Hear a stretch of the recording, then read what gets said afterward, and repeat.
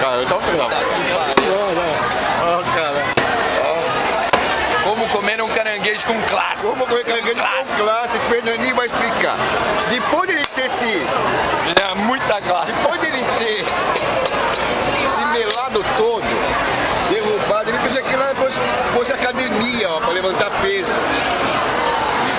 O mais gostoso são os pelinhos. Os pelinhos, lindo. Esses pelinhos que andaram já pelo mangue. Maravilhoso, meu.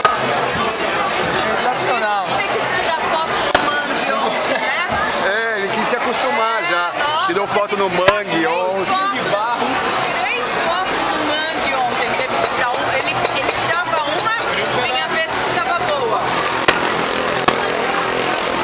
Tirar 3 fotos, porque ele não passou. Tadinho. Fala pra Karina, tadinho do seu filho, cara, ó, como ele sofre. Olha só. Ai, que dó. O Elson quer nem saber, já pegou o bicho pelo rabo, já vai enfiar a goela abaixo inteiro. Inteiro. O que eu vou arrumar aqui agora? Chega de filmar, senão não como.